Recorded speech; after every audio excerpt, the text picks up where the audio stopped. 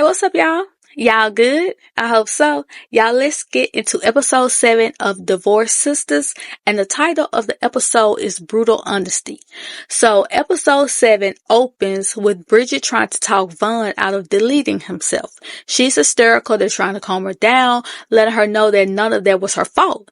They have the sheriff on the phone trying to see if he could ping Vaughn's phone.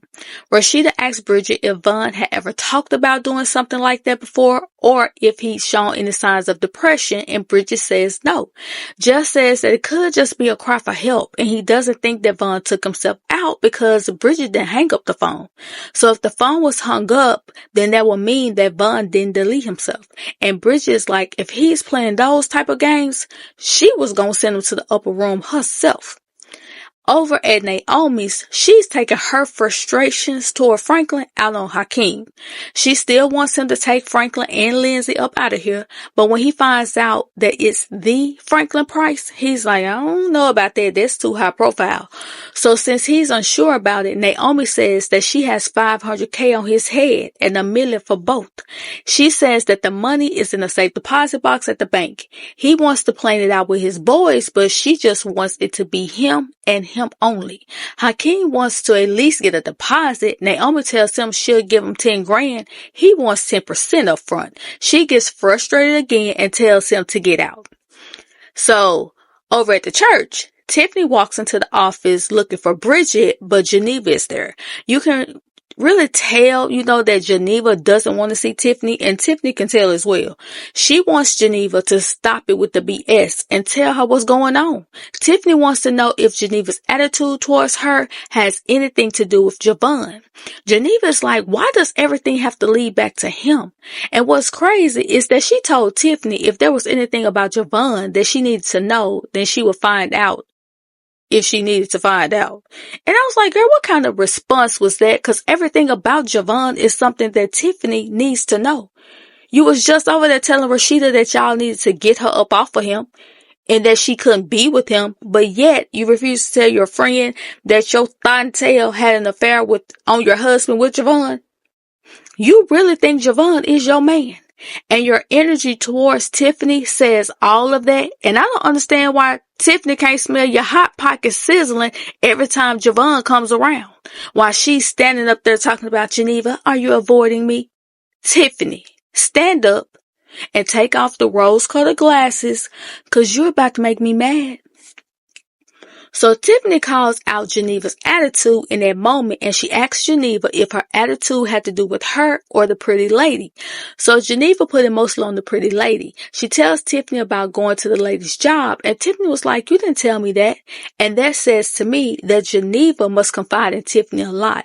So that's adding to Tiffany feeling like Geneva has something against her all of a sudden, even though Geneva keeps coming with the I've been so busy excuses.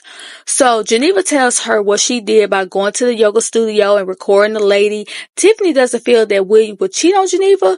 Geneva tells Tiffany for his sake, she hopes she's right. Girl, what do you mean for his sake? And you cheated on him first. And y'all have a daughter who could possibly be Javon's. Geneva is wondering where is Rashida, and Tiffany wants her to stop avoiding her. That lady said if I was avoiding you, I wouldn't be talking to you. So then Rashida walks in and fills Tiffany in on what went down with Vaughn. So they start talking about Vaughn being too young for Bridget. And this is what I want to know. Vaughn said that he would be 30 in 2 days. So how old is Bridget? Because they're talking like all of them are like in their late 40s, early 50s or something. So they want Bridget to start dating men closer to her age. Geneva says it's getting kind of freaky, and they looking at her like, not a little freaking ass over here trying to judge Bridget. Geneva admitted to juggling a youngin' or two. Tiffany says she wants a nice older man, and that she wonders if Javon wears a CPAP. Geneva tells her, you just met the man. Why would you be thinking about sleeping with him? And then she gonna tell Tiffany that she should wait at least a year or until she gets married again. Girl, that ain't a nickel. Bridget walks in and lets them know that Vaughn was at his cousin's house. and that he let that thing off out the car window. She says that she's done with Vaughn and she's not going to take him back this time. And they looking at her like, yeah, whatever, girl. So they're getting ready to go see Naomi. Bridget want to know if she has to go. And I'm like, no, Bridget, you don't. You don't have to get permission from them. And after the way Naomi talked to you the other day, you shouldn't be wanting to go over there anyway. Geneva says that she's going to meet them there. Bridget says that that doesn't make sense when they all could just ride together. Tiffany lets Bridget know that Geneva doesn't want to be around her all of a sudden. So over in the pastor's office, Myron is checking on Jeff and his arm. He apologizes again for the phone call that morning. He says that he was dialing Denise and that he was going to talk to First Lady about it, and Jeff tells him no need, she's fine. Then he brings up Jeff and Rashida looking like they had a good night. Jeff was like, we did. Myron lies and says that he just likes seeing them happy, but then questions how can they be good so fast after going through a rough patch. Jeff says that's the power of the Lord. Myron, he walked out looking very disappointed. So on the way to Naomi's, Tiffany asks Rashida why was Geneva acting funny towards her. Rashida tells her that she should ask Geneva. They're like, maybe she just has a lot on her mind. But Tiffany says no, because usually she tells me when she has a lot on her mind. And that confirms my thoughts that Geneva must confide in Tiffany the most. Rashida tries to change the subject by asking about Vaughn, and Bridget can't believe that Vaughn would do something like that to her. Tiffany gets back on the subject of Geneva acting funny, and she says that she won't be able to keep Anika with the way Geneva is treating her. So Rashida volunteers to keep Anika while Geneva and William are in Italy. Jeff makes it to the hospital. Franklin thinks he's there to change his mind about that money. Jeff says he's there because he really cares, but Franklin feels like if he really cared, he wouldn't have allowed Naomi at the banquet. But Franklin, you weren't even sure if you were going to be there or make it, so... Jeff says, now you know Naomi and Rashida are friends. Franklin nods and says, it's fine. Jeff knows it's not fine, but Franklin put some extra spice on that it's fine, and he told Jeff that it was fine because he said it was fine. He was like, but that's okay. I got something for her too.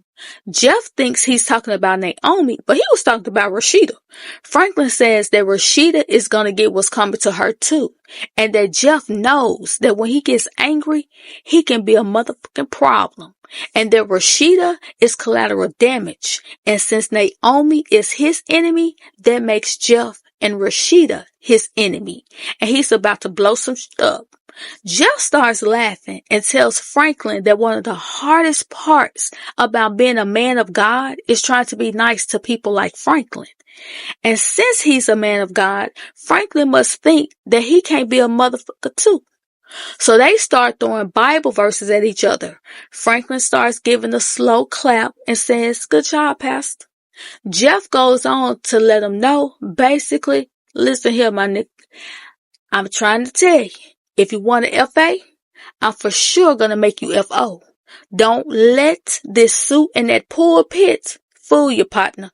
Try to come at my wife in any way, and that'll be the last threat you make. Okay?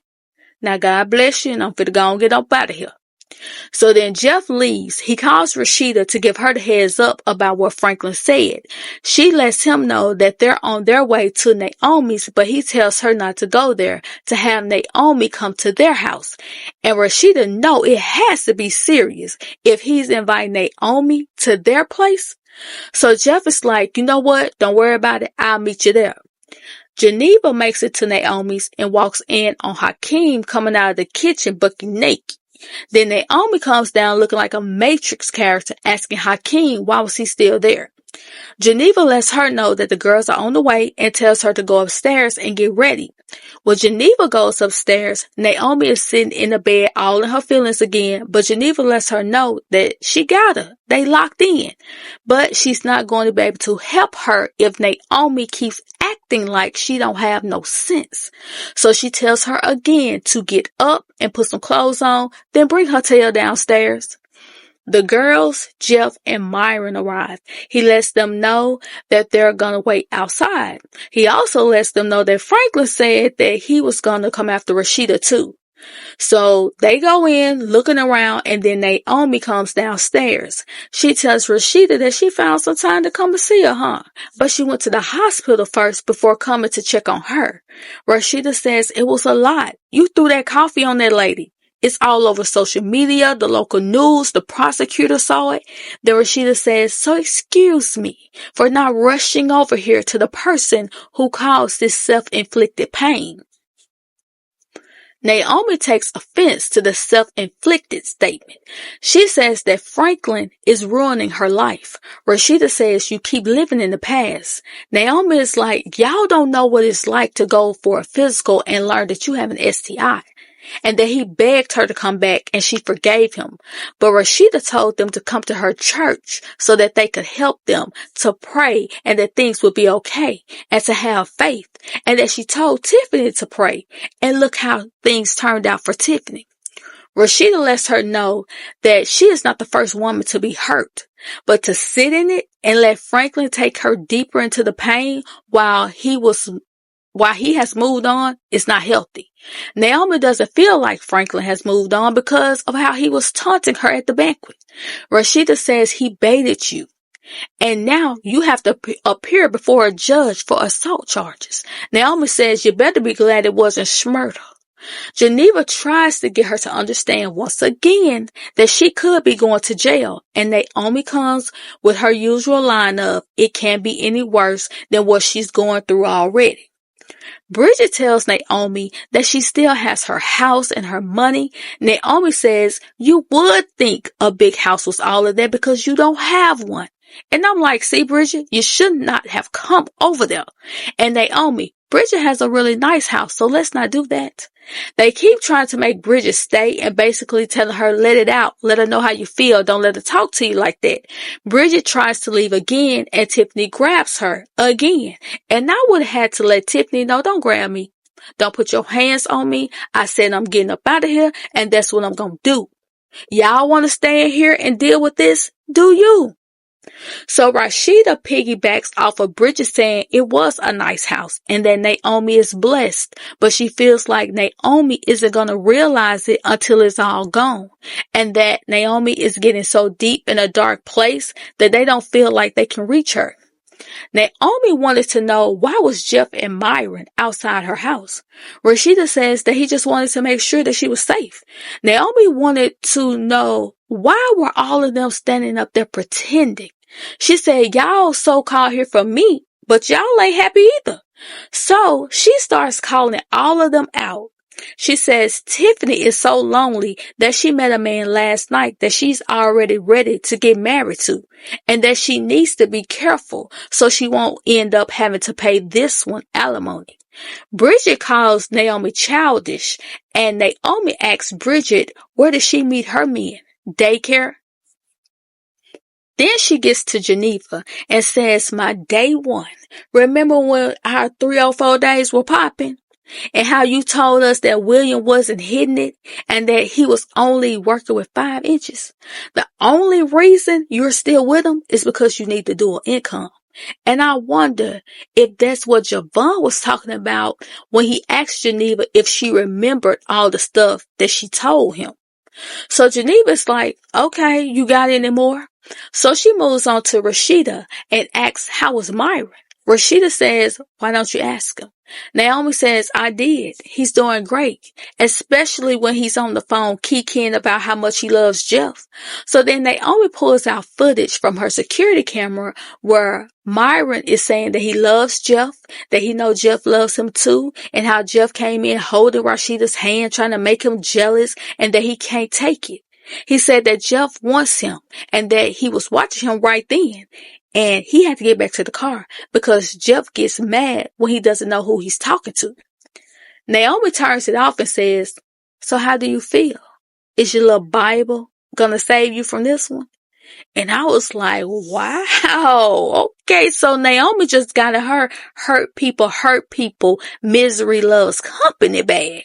And at first, when I watched the episode, I was like, did Franklin put Myron up to that? But watching it back, when Naomi asked about how was Myron doing, and Rashida said, you asked him, Naomi says, I did. So now I'm thinking, wait a minute. Naomi, did you call Myron right before you came downstairs? Was he talking to you on that phone? If so, that would be crazy. To me, Naomi and Franklin are the same person.